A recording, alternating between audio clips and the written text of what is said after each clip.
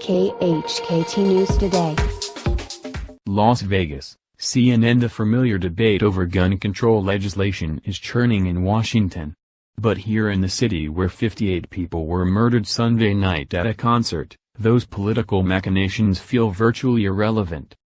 Ahead of President Donald Trump's visit Wednesday to a stunned Las Vegas, a kind of eerie stillness settled over this usually throbbing and vibrant city. In interviews with nearly 24 people around the Las Vegas Strip and in the suburbs, the sense of frustration and hopelessness was palpable, accompanied by political apathy and disdain for the debate in Washington, where Republicans are largely resisting Democratic calls to review and toughen gun laws. The gun debate, again.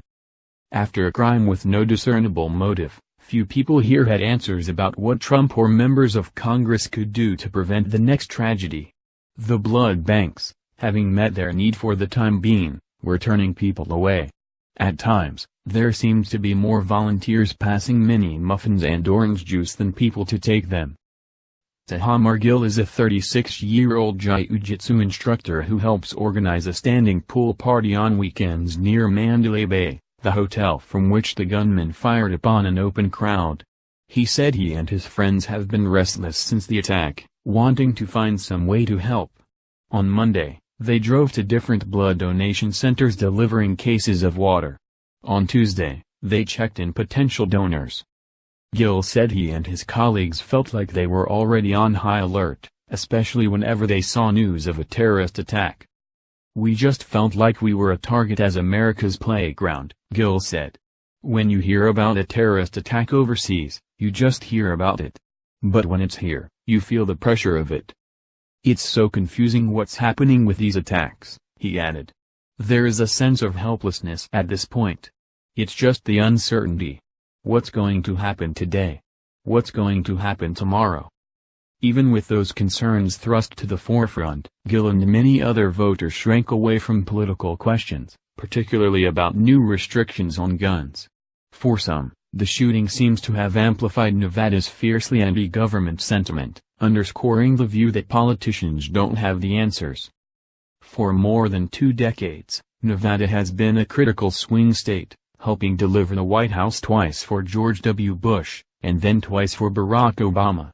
The open congressional seat in the 3rd District, south of Las Vegas, could help determine whether Republicans maintain control of the House of Representatives next year. And voters here could also determine control of the Senate when they decide on the fate of GOP Senator Dean Heller, who was targeted by Trump during the health care debate. The state's governor, Brian Sandoval, is an enigmatic Republican with strong crossover appeal who was able to tap into the rapidly growing Latino population to win re-election. Latino voters, along with the powerful organizing forces of labor in Clark County, helped Hillary Clinton notch her narrow victory over Trump here last fall. Those competing cross-currents have produced many volatile races here and, at times, a hotbed of political activity. But so far, there is no evident groundswell of support for gun control measures being discussed in Congress. Few said they were familiar with the so-called silencer bill backed by the National Rifle Association that Clinton highlighted in her rapid-fire tweets on Monday. Clinton's pro-gun control views cost her votes among rural Democrats in Nevada last year when she faced off against Bernie Sanders. House Speaker Paul Ryan said Tuesday the silencer legislation is not scheduled for consideration at the moment. On gun control, Democrats see tiny sliver of hope in Trump.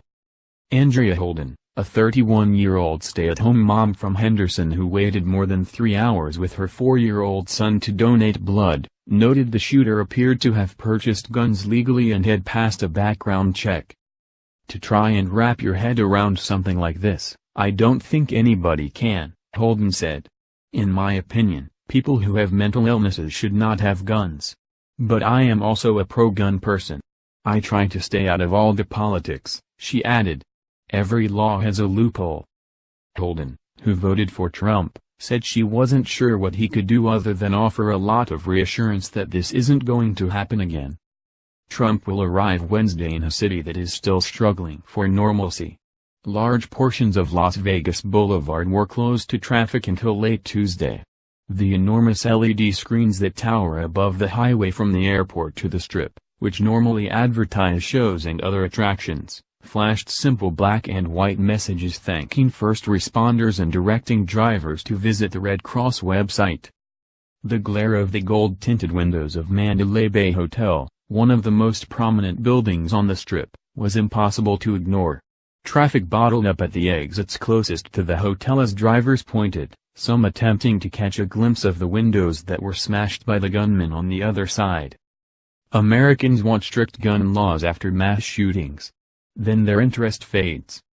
While Trump has received sharp criticism in Washington for his handling of recent disasters and tragedies, from his slow reaction to violence in Charlottesville, Virginia, to his taunting of the San Juan mayor after the devastation of the recent hurricane in Puerto Rico, a number of people here welcomed his visit. That included Mickey and Benita Dewey's of Bowling Green, Kentucky, who spent the last morning of their anniversary trip, where they renewed their vows at a historic chapel on the Strip, waiting in a parking lot of University Medical Center in northern Las Vegas to give blood. "His presence is important," said Mickey Dewey's, who said the president could offer comfort and condolences. "It's about all you can say in this situation," he said. "What else can you say?" The desire to offer comfort and a sense of solidarity was what led Gary Marchink, a 68-year-old former chauffeur, to drive from his home in Pahrump to wave a large American flag at a busy overpass on the highway between Henderson and Las Vegas. He explained to a reporter that he normally waves his flag above the highway 3 times a year, on September 11th, Memorial Day and Veterans Day. It's part of how he lives his motto, "Always love your country, but never trust your government." After Sunday's shooting, "I told my wife I've got to go out and do this," he said. The news conference that told us everything about gun control. Marchink said his mood after the massacre was similar to what he felt after September 11th. "While some people were sad, I never hit the sad, sorrowful stage," he said. "With 9/11, I'm still in the pissed-off stage. It's like I wanted to go find somebody and punch them. I wanted to do something. I wanted to vent." He felt restored by the cheers he got when he brought his flag to the highway. "There's so much craziness, so much stupidity, so much insanity everywhere you look," Marchink said, reflecting on the Las Vegas shooting. "You could come out here with a sign, but to me the flag just says it all. This is what I have faith in. This is the ideal." An employee from the nearby headquarters of Hospital Corporation of America crossed the busy overpass to ask if he could take Marchink's picture. He said he wanted to send the snapshot to his colleagues around the country who asked for an update on how things were going in Las Vegas. "The whole city is in kind of an emotional fog right now. You can feel it," Matt Polin, the man who stopped to take a picture, told Marchink. "When he saw Marchink's flag, I was honking my horn. It was good stuff," Polin said. "Gary, he's out here, helping to mend the wounds. To heal us."